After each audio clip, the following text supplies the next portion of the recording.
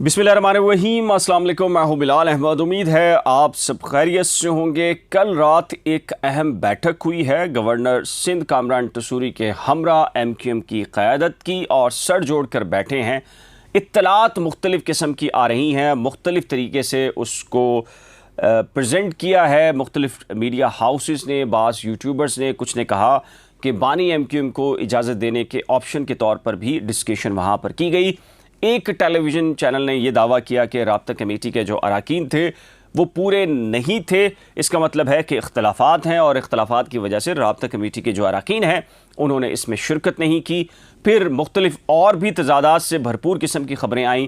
MQM Pakistan ने यह मुनासिब समझा कि आज सुबह एक एलामिया जारी किया जाए और जिसमें सारी सूरत हाल को वाज़े कर दिया जाए।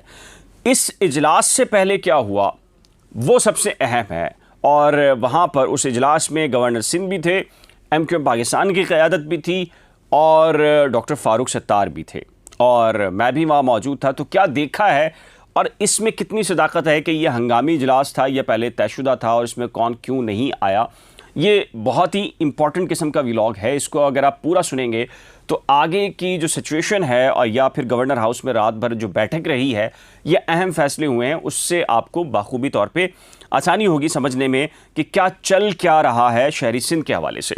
दो तीन चीज़ें हैं बड़ी इंपॉर्टेंट, उसको मैं इसलिए बयान कर रहा हूँ ताकि बहुत ज़रूरी है इस हवाले से आगाह करना कि ये जो इजलास हुआ है क्यों रखा गया, कैसे हुआ, इत्तफाकी था या नहीं था। हुआ ये कि गवर्नर सिंध है कामरान तसूरी साहब आजकल बहुत एक्टिव हैं, तो उन्होंने एक तकरीब रखी थी। डॉक्टर प्रोफेसर अहमद रफ़ीक अकरम साहब जो रूहानी शख्सियत हैं, बहुत खूबसूरत किस्म का प्रोग्राम था आर्ट्स काउंसिल में और 7:30 बजे इसका इनेकाद रखा गया था और ये तकरीबन 8:30 बजे तकरीबन वहाँ शुरू हुआ। मैं भी वहाँ मौजूद था 7:30 बजे से। पहले वसीम अख्तर साहब आए हैं, फिर वो अपनी नशिस्त पर बैठ गए, उनके बराबर में खालिद मकबूल सिद्दीकी साहब आए, फिर उसके बाद राब्ता कमेटी MNAs MPAs आए और उसी के दौरान जिस रास्ते से वसीम अख्तर और खालिद मकबूल सिद्दीकी आए उसी रास्ते से ज़ाहिर है कि डॉक्टर फ़ारूक सत्तार भी आए, उनके साथ मौजूद थे। लेकिन मैंने वो गर्मजोशी नहीं देखी, मुलाकात या बगलगीर होना या गले लगा लेना या हाथ मिलाना, इस तरह की एक्टिविटी MQM की जो राब्ता कमेटी थी या इवन के खालिद मकबूल सिद्दीकी साहब जब चल कर आए तो डॉक्टर फ़ारूक सत्तार वहाँ बैठे हुए थे और खालिद मकबूल सिद्दीकी साहब थोड़ा सा घूम कर गए, शायद उन्होंने आते सार देख लिया हो, ये गुमान किया जा सकता है। तो इसलिए डॉक्टर फ़ारूक सत्तार जब जहाँ जैसे आए वो वहाँ पर बैठ गए। फिर तकरीब का आगाज़ हुआ। इस तकरीब में ज़ाहिर है कि 2-2.5 घंटे की तकरीब रही और प्रोफेसर साहब की जो गुफ्तगू सहर बंधा हुआ था वहाँ पर और बहुत खूबसूरत किस्म का ये इवेंट था। कामरान तसूरी साहब ने 1-2 बातें की और फिर मैं एडमिनिस्ट्रेटर कराची की बात बताऊंगा, फिर बताऊंगा कि ये इजलास क्यों हुआ। कामरान तसूरी साहब ने अपने ख़िताब में कुछ बातें बहुत ऐसी की हैं जिसको बयान करना चाहिए। उन्होंने कहा, एक तो जो प्रोफेसर साहब थे, ये ज़ाहिर है कि हमारे जो मुख्तदर हल्के हैं, जो इस्टेब्लिशमेंट है, फ़ौज के जो इदारे हैं, उसमें इनका बहुत असर रसूख है। और बाजवा साहब के बारे में कहा जाता है कि बाजवा साहब इनको बिल्कुल हाथ थाम कर इनको अपनी तकारीब में लेके जाते थे और बहुत करीबी समझे जाते हैं और कहा जाता है कि जो फ़ौज के जर्नल्स हैं उसमें इनका असर रसूख बहुत ज़्यादा है रूहानी तौर के ऊपर। तो कामरान तसूरी साहब ने प्रोफेसर साहब को, अहमद रफ़ीक अकरम साहब को मुखातिब करते हुए कहा कि आपके ज़ाहिर है कि नाम नहीं लिया उन्होंने, मैंने वजाहत की उसकी, आपके बहुत सारे हलकों में ताल्लुकात हैं, तो आप उन तक ये 2 मैसेज पहुँचाएँ हमारे कराची के। उन्होंने कहा कि बदकिस्मती से कराची के पास समंदर है लेकिन पीने के लिए पानी नहीं है। दूसरा उन्होंने कहा कि कराची पूरा मुल्क चलाता है लेकिन कराची के लिए गैस और बिजली नहीं है। तो उन्होंने कहा कि मेरी आपसे दरख्वास्त है कि जब भी आप उन हलकों के पास जाएं तो उन्हें बताएं कि कराची कितना तरसा हुआ है, कराची कितना महरूम है। इसके बाद जो एडमिनिस्ट्रेटर कराची थे वो ज़ाहिर है कि एक गुमान किया जा सकता है उन्होंने गवर्नर सिंध से पहले ये डिस्कस कर लिया होगा। उन्होंने भी प्रोफेसर साहब से एक बात की, उन्होंने कहा कि हर दुनिया के अंदर जो बड़ा शहर है, मेट्रोपॉलिटन है, उसमें जो सिटी के जो 100 फादर्स का एक जो कॉन्सेप्ट है कि जो चैरिटी की बुनियाद पर शहर को डेवलप करने में उनका किरदार होता है, तो क्यों नहीं हम शहर के बारे में ये सोचते और इसका क़याम अमल में आना चाहिए। तो गवर्नर साहब ने अपनी तकरीर के अंदर ये कहा कि जी बिल्कुल होना चाहिए। और प्रोफेसर साहब का ये कहना था कि कराची शहर में अगर संजीदा नौयत की क़यादत आए तो वो ये समझते हैं कि 6 महीने के अंदर सारे मसाइल का हल तलाश किया जा सकता है। ये तो थी तकरीब। अब जाहिर है कि इसमें जो राब्ता कमेटी के मेंबर्स थे वो पहले और दूसरी रॉ के ऊपर बैठे हुए थे। हम कुछ VIPs कार्ड ज़रूर थे, लेकिन मैं ज़्यादा पॉलिटिशियन से किनारा कशी बेहतर रहती है थोड़ा सा, तो हम उसके बिल्कुल पीछे बैठे हुए थे और डॉक्टर फ़ारूक सत्तार जो है वो बिल्कुल हमारे नीचे की रॉ पे बैठे हुए थे। तो उस वक्त जब ये निकले हैं तो वहाँ पर डिस्कशन हुआ कि गवर्नर हाउस जाया जाए और जो ताज़ा तरीन सूरत हाल है सियासी, वहाँ पर डिस्कशन की जाए, बताया जाए, आगाह किया जाए। तो इसी तरीके से जो पहले पहुँचे हैं उनमें कामरान टसूरी साहब अपनी गाड़ी में गए, फिर उसके बाद खालिद मकबूल सिद्दीकी साहब, ख्वाजा इजहार, वसीम अख्तर, रऊफ़ सिद्दीकी साहब वहाँ मौजूद थे और बाकी जो MQM की राब्ता कमेटी के मेंबर्स थे वो फिर बारी बारी अपनी अपनी गाड़ियों में गवर्नर हाउस पहुँच गए। शुरू के अंदर से ही जो खबरें, ज़ाहिर खबरें ऐसे नहीं आती, कोई टेक्स्ट कर रहा होता है, बता रहा होता है कि जी क्या चल रहा है, तो बताया शुरू में गया कि जी राब्ता कमेटी का इजलास हुआ, मुलाकात हुई है और गवर्नर साहब से, और ये कहा गया कि जी गवर्नर सिंध ने जो डॉक्टर फ़ारूक सत्तार, अनीस कायम खानी साहब और सईद मुस्तफ़ा कमाल साहब, इनसे जो मुलाकातें हुई हैं गवर्नर साहब की पैचअप के हवाले से, इंज़माम के हवाले से, मर्जर या अलाइंस के हवाले से, उस पर राब्ता कमेटी को ब्रीफ़ किया। राब्ता कमेटी को ब्रीफ़ करने की इत्तलात, ये ख़बरें आना शुरू हुई और बताया गया कि हमारा कहाँ तक ये पैचअप जा रहा है और इसके ऊपर फिर डिस्कशन हुई। इसी के साथ फिर क्या हुआ कि एक मेन स्ट्रीम मीडिया चैनल, जाहिर है उसने एक ख़बर ब्रेक की और उसने ये ख़बर ब्रेक की कि राब्ता कमेटी के जो अरकान हैं उनकी वो तादाद जो आम तौर पे इजलास में होती है वो गवर्नर हाउस में मौजूद नहीं थी।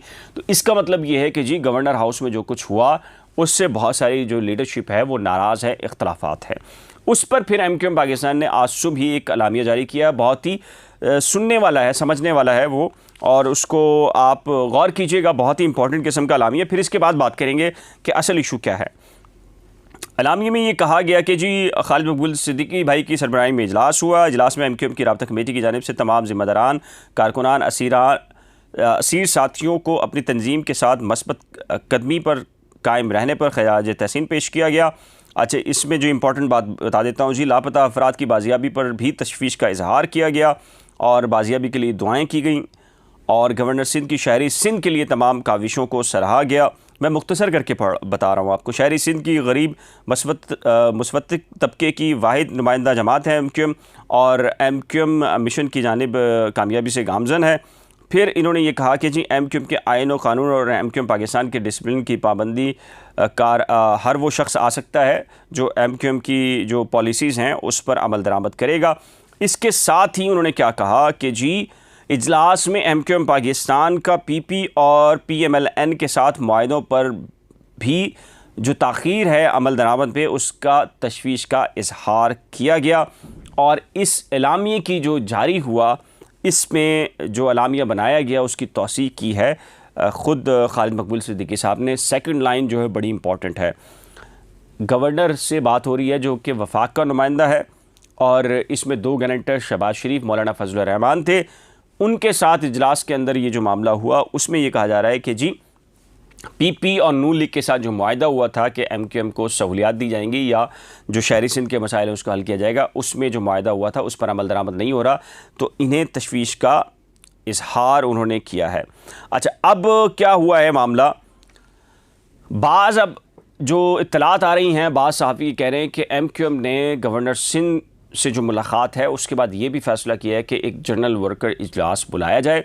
एक जनरल वर्कर इजलास PSP बुला चुकी है सईद मुस्तफ़ा कमाल साहब, और उन्होंने पूरी ब्रीफिंग हमारी इत्तलात के मुताबिक अपने कारकुनान और लीडरशिप को दी है कि वो इस इत्तेहाद में क्या करने जा रहे हैं, कैसे जाएंगे और क्या तरीक़ेकार होगा। इसी तरीके से ये भी हुआ है कि अब MQM पाकिस्तान एक जनरल वर्कर इजलास कॉल कर रही है और उसमें तमाम तर जो चीज़ें अगले सेटअप के अंदर जो मर्जर होगा MQM पाकिस्तान का और दीगर धड़ों का, उसके हवाले से ब्रीफिंग, ताकि ज़्यादातर कारकुनान एक दूसरे के बारे में अभी सोच रहे हैं कि वो होगा नहीं होगा, तो ये जो बेचैनी है इसको ख़त्म करने के लिए अब इसमें एक ज़राए से ये ख़बर आई है। दूसरी ख़बर ये आई है कि जी MQM राब्ता कमेटी ने इख्तलाफात की तरदीद की है और ये कहा है कि हंगामी इजलास था। आर्ट्स काउंसिल से निकले और गवर्नर हाउस गए, वहाँ जो लोग थे उनका एक इजलास हो गया। और तीसरी खबर यह आई है कि जी वापसी के हवाले से सब पे कहा गया है, कुछ स्पेसिफिक ऐसा नहीं है कि जी बानी एमक्यूएम अल्ताफ़ हुसैन साहब को भी जो है वो परमिशन दे दी जाए कि आए सियासत में और मर्जर के अंदर साथ रहें। और जाहिर है कि ये पॉसिबल नहीं है कि उनसे कहा जाए कि आप, जाहिर है कि आपको पता है वो तो कह रहे हैं कि जी कारकुन के तौर के ऊपर आप आ जाएं, मेरिट की बुनियाद पे आपके लीडरशिप के अंदर नाम होगा तो आप आ सकते हैं, अदरवाइज़ नहीं आ सकते। तो ऐसा तो नहीं है कि बानी एमक्यूएम के बारे में ये कहा गया हो कि जी आप भी आ जाएं और कहा गया हो कि जी फिर आपको कौन सा उहदा देना है इसका फैसला फिर पार्टी करेगी। ज़ाहिर है कि ऐसा मुमकिन नहीं है। वो सब के लिए एक वर्ड इस्तेमाल हुआ है कि जी हमारे दरवाजे खुलें, जो आना चाहे वो आ सकता है एमक्यूएम के अंदर, लेकिन डिसिप्लिन ज़ाहिर है कि नज़्म ज़ब्त का ख्याल रखना होगा। तो स्पेसिफिक बानी एमक्यूएम के हवाले से ऐसी कोई ख़बर नहीं आई। इख्तलाफात की ख़बरें जो आ रही हैं वो इस वजह से कि राब्ता कमेटी की अरकान की तादाद है वो कम थी, तो मैं कम होने की वजह मैंने बताई है उसके अंदर। लेकिन ये फ़ैसले किए गए हैं कि जो पीपल्स पार्टी और नून लीग से जो इत्तेहाद है उस पर तहफ़्फ़ुज़ात। और दूसरी एक बात और बहुत ही इंपॉर्टेंट बताने वाला हूँ आपको कि मर्जर फ़िलहाल कोई नुकात तय नहीं हुए, सिर्फ बैठे हैं। और दूसरी बात यह कि ज़िमनी इलेक्शन से एक साथ लड़ेंगे, फ़िलहाल भूल जाइए। अक्टूबर तक भी ज़िमनी इलेक्शन बल्दियाती इंतखाबात नहीं हो रहे, कोई इम्कानात नहीं है फ़िलहाल जनरल इलेक्शन से पहले कोई इलेक्शन हो और उसके अंदर मर्जर हो और मर्जर होकर इलेक्शन लड़ें। तो ये एक तयशुदा चीज़ है कि बल्दियाती इंतखाबात नहीं हो रहे। हमारी इत्तलात तो यही है, बाकी खुदा जाने। इस सिलसिले में आपकी राय क्या है? अपनी कीमती राय का इजहार नीचे दिए गए कमेंट सेक्शन में ज़रूर तैयार कीजिएगा। एक नए व्लॉग के साथ जल्द मिलेंगे, लेकिन जाने से पहले रिक्वेस्ट है कि जी अगर आपने करंट अफेयर्स विद बिलाल या नई खोज में से किसी एक को भी सब्सक्राइब नहीं किया तो बराए करम सब्सक्राइब, वीडियो को शेयर, लाइक और बेल आइकन को लाज़िम प्रेस कीजिएगा। खुदा हाफिज़।